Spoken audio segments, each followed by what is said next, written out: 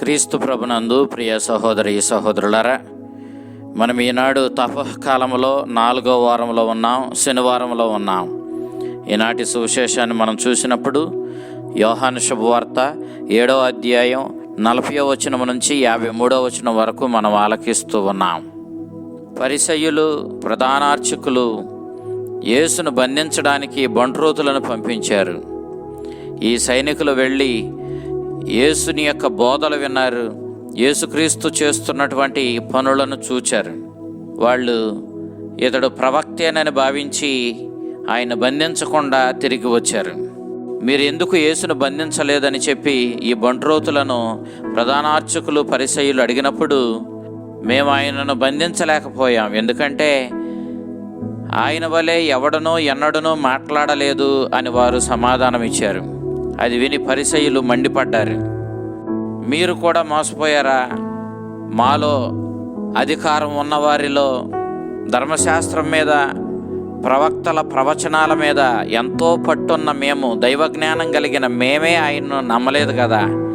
అలాంటప్పుడు ఏమీ తెలియని మీరు, అజ్ఞానులు, చదువు సంధ్య లేని మీరు ఆయన్ని ఏ విధంగా ఏం తెలుసని నమ్మారు అని చెప్పి వాళ్ళను ఈ పరిసయ్యులు, ప్రధానార్చకులు నిందించారు. నిజానికి క్రీస్తుని యొక్క బోధలు, అతని కార్యాలు ఏవి వృధాగా పోలేదు. ప్రజల్లో చాలామంది ఆయన్ని విశ్వసించారు. ఆయన ప్రవక్త అని భావించిన వారు ఉన్నారు, అతడే క్రీస్తు అని చెప్పిన వాళ్ళు కూడా ఉన్నారు. కానీ అంతే రీతిలో క్రీస్తుని యొక్క బోధలు, అతని కార్యాలు చాలామందికి ఆటంకంగా మారాయి. వాళ్ళు ఆయన్ను తప్పుపట్టారు. ఆయన నిజమైనటువంటి ప్రవక్త కాదని, క్రీస్తు కాదని చెప్పడానికి శతవిధాల ప్రయత్నించారు. అతడు గలిలయ నుంచి వచ్చాడు కదా, నిజానికి మెస్సయ్య వస్తే బెత్లెహేము నుంచి రావాలి కదా. మరి బెత్లెహేము నుంచి ఇతడు రాలేదు, గలిలయలోని నజరేతు నుంచి ఇతడు వచ్చాడు. కాబట్టి ఖచ్చితంగా ఇతడు మెస్సయ్య అయ్యి ఉండడు అని చెప్పి కొంతమంది ఆధారాలు కూడా బయటకు తీశారు. అయితే ఈ విధంగా ప్రజల్లో భిన్నాభిప్రాయాలు ఉన్న తరుణంలో ఈ బంట్రోతులు ప్రభుని బంధించడానికి వెళ్ళి ప్రభు మాటలు ఆలకించి వాళ్ళు ప్రభుని విశ్వసించి ఆయన్ని బంధించకుండానే తిరిగి వచ్చారు. దానికి ఈ పరిసయ్యులకు, ప్రధానార్చకులకు చాలా కోపం వచ్చింది. ఇక్కడ పరిసయ్యులు, ధర్మశాస్త్ర బోధకులు, ప్రధానార్చకులు, మీరు యేసుని విశ్వసించాలంటే దానికి మేమే మీకు కొలమానం. మేము ఆయన్ని విశ్వసిస్తే, జ్ఞానం కలిగిన మేము, అధికారంలో ఉన్న మేము ఆయన్ని విశ్వసిస్తే దాన్ని బట్టి మీరు ఆయన్ని విశ్వసించవచ్చు. మేము ఆయన్ని తిరస్కరిస్తే మీరు కూడా మాతో పాటుగా ఆయన్ని తిరస్కరించాలి. ఎందుకంటే మీకేం తెలుసు అని చెప్పి ఆయన్ని నమ్ముతారు, మీకేం తెలుసు అని మమ్మల్ని వ్యతిరేకిస్తారు. మేము కదా మీకు మార్గచూపరులము, మేము చెప్పింది కదా మీరు చెయ్యాలి. కాబట్టి మేము ఆయన్ని తిరస్కరించాం, కాబట్టి మీరు కూడా తిరస్కరించాలని చెప్పి ఒక క్రొత్త వాదనను, కొలమానాన్ని ప్రజల ముందుకు ఈ పరిసయ్యులు, ధర్మశాస్త్ర బోధకులు, మత పెద్దలు తీసుకుని వచ్చారు. అయితే అది ఎంతవరకు సరైన కొలమానం, అది ఎంతవరకు మనం స్వీకరించదగ్గది అన్నది మనందరికీ స్పష్టంగా తెలుసు. అహంకారంతో, గర్వంతో ఉన్నవాడు తన కళ్ళ ముందు ఎంతటి సత్యం కనపడినా వాడికి అహంకారం, గర్వం అనేటటువంటి పొరలు వాడి కళ్ళను కప్పి ఉంచుతాయి. కాబట్టి వాడు వాస్తవాన్ని చూడలేడు. ఆ గురుడితనం వల్ల సత్యానికి దూరంగా అసత్యాన్ని ఆశ్రయించుకుంటూ చీకట్లోనే బ్రతుకుతూ ఉంటాడు. ఇక్కడ నికోదేము అనేటటువంటి ఒక ధర్మశాస్త్ర ఉపదేశకుడు ఉన్నాడు. ఈ నికోదేము వెంటనే కల్పించుకొని, మీరు ఏ విధంగా ఆయన్ను తిరస్కరిస్తారు? మన ధర్మశాస్త్రం ఏమని చెబుతుంది? ఒక వ్యక్తికి మాట్లాడే అవకాశం ఇవ్వాలి, అతను మనం ఆలకించాలి, ఆయన చేయు పనులను గురించి తెలుసుకున్న తర్వాతే అతనిపై మనము తీర్పు తీర్చాలని చెబుతుంది కదా. మరి అలాంటప్పుడు, మరి ఆ విధంగా మనం చేయవలసి ఉన్నప్పుడు ఎందుకని మనం అతన్ని మాట్లాడనివ్వకుండా, అతన్ని ఆలకించకుండా మనం ఏ విధంగా అతన్ని తీర్పు తీర్చగలుగుతాము అని చెప్పి నికోదేము ప్రశ్నిస్తూ ఉన్నాడు. యోహాను సువార్తలో నికోదేము మత పెద్దలకు భయపడి రహస్యంగా క్రీస్తును అనుసరించేటటువంటి క్రైస్తవులకు గుర్తుగా ఉన్నాడు. పూర్వం నికోదేము రాత్రి సమయంలో ఈ మతాధికారులకు భయపడి క్రీస్తుని కలవడానికి వచ్చాడు.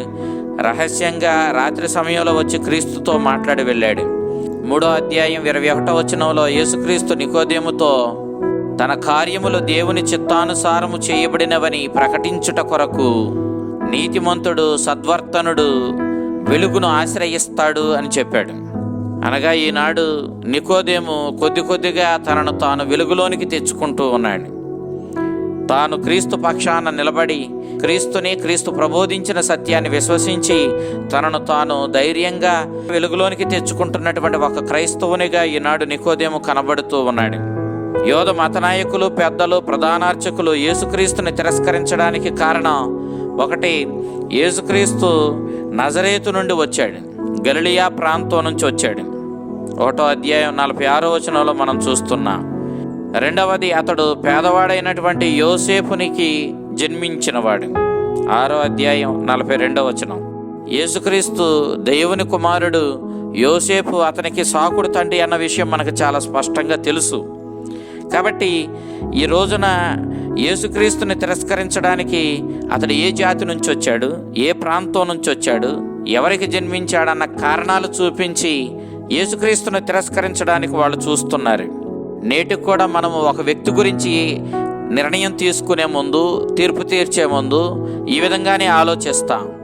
అతడు ఫలాని జాతి నుంచి వచ్చాడు, ఫలాని కులం నుంచి వచ్చాడు, లేకపోతే ఫలాని ప్రాంతం నుంచి వచ్చాడు అని అంటే వాడు అలాంటోడే, వాళ్ళందరూ అలాంటోళ్లే అంటూ మనం అందరినీ తీసుకెళ్ళి ఒకే కాడికి కట్టేస్తూ ఉంటాం. ఇది చాలా మూర్ఖత్వంతో కూడినటువంటి నిర్ణయం. మనం ఒక వ్యక్తి యొక్క మాటలను, పనులను, అతని ప్రవర్తనను చూసి మనం అతని మీద ఒక నిర్ణయానికి రావడం సమంజసం. కానీ అతడు ఎక్కడి నుంచి వచ్చాడు, ఏ జాతిలో పుట్టాడు లాంటి కారణాలతో మనం ఒక వ్యక్తిని మనం తీర్పు తీర్చే విధానంలో మనం బ్రతికినట్లయితే తప్పకుండా మనము దేవుని విధానానికి విరుద్ధంగా వెళుతున్న వాళ్ళమే. అంతేకాదు దేవుని ప్రేమ సిద్ధాంతానికి, దేవుని యొక్క కరుణకు విరుద్ధంగా ప్రవర్తిస్తున్న వాళ్ళమే. అంతేకాదు మనం దేవుని యొక్క ప్రేమకు, కరుణకు విరుద్ధంగా ప్రవర్తిస్తున్న వాళ్ళమే. నేటికి కూడా సమాజంలో మనము ఈ విధమైన వివక్షను చూస్తూ ఉన్నాం. అనేక మంది ఎంత మంచి మనసుతో, ఎంత కష్టపడి పనిచేసినా మనం వాళ్ళు చేసిన పని మొత్తాన్ని వాళ్ళు ఏ జాతి వాళ్ళన్న దానిని బట్టి ఇట్టే తీసి పడేస్తూ వాళ్ళను చులకనగా చూడడం అనేటటువంటిది మనకున్నటువంటి చాలా చెడ్డ లక్షణం. ఈనాడు ఈ పరిసయ్యులు, ఈ మత పెద్దలు, ప్రధానార్చకులు యేసుక్రీస్తుని ఆ విధంగానే తృణీకరించడాన్ని మనం చూస్తూ ఉన్నాం. ఒక వ్యక్తి నిజంగా ఉన్నతమైన స్థితికి చెందినవాడా, తక్కువ స్థాయికి చెందినవాడా అన్నది వాడు ఏ జాతిలో పుట్టాడన్న దాన్ని బట్టి కాదు, కానీ వాడి యొక్క మాట, ప్రవర్తన, క్రియలు ఏ విధంగా ఉన్నాయి అన్న దాన్ని బట్టి అయితే ఒకడు ఉత్తముడని నిర్ణయిస్తాం, లేదంటే వాడు ఉత్తముడు కాదని నిర్ణయిస్తాం. కాబట్టి మనము ఏ వ్యక్తిని కూడా వారి జాతిని బట్టో, వారి ప్రాంతాన్ని బట్టో మనము నిర్ణయించి తృణీకరించకూడదన్న విషయాన్ని ఈనాడు మనం చూస్తూ ఉన్నాం. ఈనాడు పరిసయ్యులు, ధర్మశాస్త్ర బోధకులు ధర్మశాస్త్రాన్ని ఆధారంగా చేసుకొని యేసుక్రీస్తుని మాకు ధర్మశాస్త్రం ఇచ్చిన ఈ అధికారాన్ని బట్టి, ఈ ధర్మశాస్త్రం ద్వారా మాకున్న జ్ఞానాన్ని బట్టి మేము ఆయన్ను తృణీకరిస్తున్నామని వాళ్ళు ధర్మశాస్త్రాన్ని ఆధారంగా చేసుకొని ప్రభువుని తృణీకరిస్తున్నారు.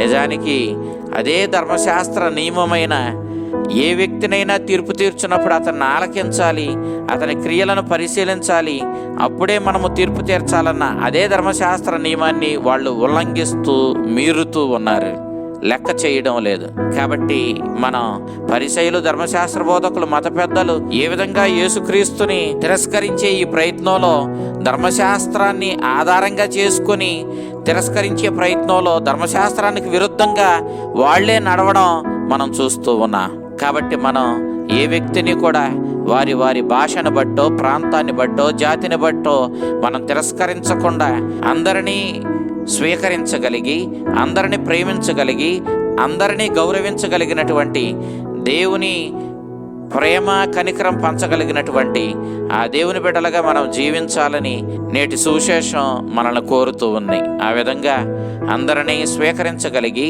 అందరినీ ఆదరించగలిగి, అందరినీ దేవుని వలె ప్రేమించగలిగినటువంటి ఆ దేవుని బిడ్డలుగా జీవించే కనికరాన్ని, శక్తిని మనకు ఇవ్వమని ప్రభుని అడుగుదాం. ఆ కరుణామయుడు మిమ్మల్ని, మీ కుటుంబాలను దీవించి కాపాడునుగాక. ఆమేన్.